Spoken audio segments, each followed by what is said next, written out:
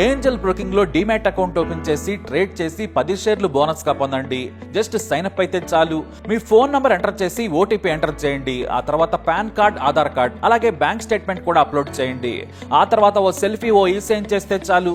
మీ account 24 గంటల్లో activate అయ్యాక మా నంబర్ కి యాక్టివేట్ అని వాట్సాప్ చేయాలి. ఆ తర్వాత మీ డిమాట్ అకౌంట్ లో మేము చెప్పిన 10 బ్యాంకింగ్ షేర్స్ బై చేసి స్క్రీన్ షాట్ పెడితే చాలు. ఆ అమౌంట్ మీకు యూపీఐ ద్వారా పంపిస్తాము. అంటే మీకు 10 షేర్లు బోనస్ గా వచ్చినట్టే. ఆ తర్వాత మీరు ఆ షేర్స్ ని సెల్ చేసుకుంటారో ఇన్వెస్ట్ చేసుకుంటారో మీ ఇష్టం. డిస్క్రిప్షన్ లో ఉన్న లింక్ ద్వారా మాత్రమే మీకు ఈ బోనస్ షేర్లు వస్తాయన్నది మాత్రం గుర్తుపెట్టుకోండి. జమ్మూ కశ్మీర్ లోని పహల్గాం ప్రాంతంలో పర్యాటకులపై ఉగ్రవాదులు కాల్పులకు తెగబడటంతో 26 మంది పర్యాటకులు ప్రాణాలు కోల్పోయిన విషయం తెలిసిందే.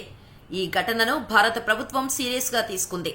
ఉగ్రవాదులను ఏరివేతలో ఇండియన్ ఆర్మీ నిమగ్నమైంది. దీంతో భారత భద్రతా దళాల తుపాకులు గర్జిస్తున్నాయి. ఈ క్రమంలో లష్కరే ఈ తోయిబా టాప్ కమాండర్ అల్తాఫ్ లల్లీని మట్టుబెట్టాయి. బందీపురాలో అల్తాఫ్ ఆచూకీ తెలియటంతో శుక్రవారం ఉదయం ఆర్మీ, పోలీసు దళాలు జాయింట్ ఆపరేషన్ చేపట్టి హతమార్చాయి. ఆర్మీ, పోలీసు దళాలు జాయింట్ ఆపరేషన్ సమయంలో జవాన్లను చూసి ఉగ్రవాదులు కాల్పులు జరిపి పారిపోయేందుకు ప్రయత్నించారు. దీంతో జవాన్లు ఎదురు కాల్పులు జరపడంతో తొలుత ఓ ఉగ్రవాది గాయపడ్డాడు. ఈ క్రమంలో భద్రతా దళాలు అల్తాఫ్ ను మట్టుబెట్టాయి. ఇదిలా ఉంటే పహల్గాంలో ఉగ్రదాడి వెనుక లష్కరే చీఫ్ హఫీజ్ సయీద్ పాత్ర నేరుగా ఉన్నట్టు భారత దర్యాప్తు బృందాలు గుర్తించాయి. కశ్మీర్లో చురుగ్గా పనిచేస్తున్న మాడ్యూల్స్ అతడే స్వయంగా నియంత్రిస్తున్నట్టు గుర్తించారు. పహల్గా ఉగ్రదాడి నేపథ్యంలో జమ్మూ కశ్మీర్ పరిస్థితులపై అన్ని మిలిటరీ విభాగాల్లో ప్రత్యేక సమావేశాలు ఏర్పాటు చేశారు. శ్రీనగర్లోని విమానాశ్రయంలో సైన్యం భద్రతను కట్టుదిట్టం చేసింది.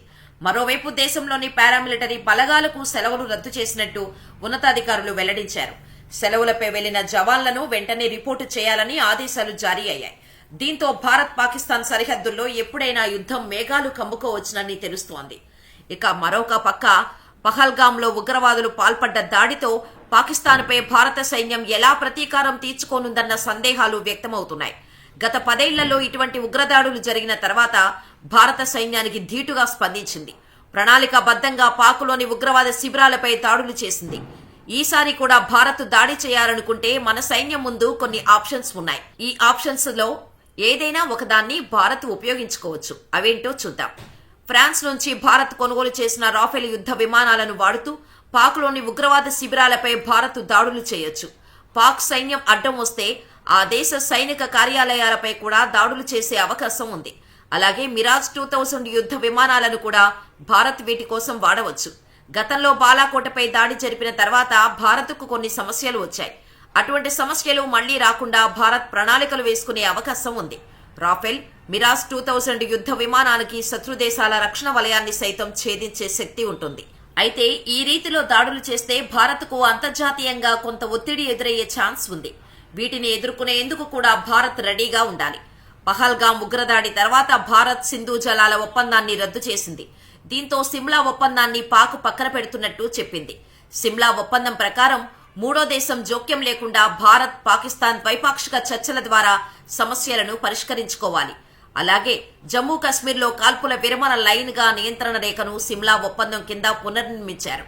ఇప్పుడు ఆ ఒప్పందాన్ని రద్దు చేయడంతో నియంత్రణ రేఖను పాక్ గుర్తించినట్టు అవుతుంది. కాబట్టి భారత్ మరింత వేగవంతంగా సైనిక ఆపరేషన్లు చేపట్టే ఛాన్స్ ఉంది.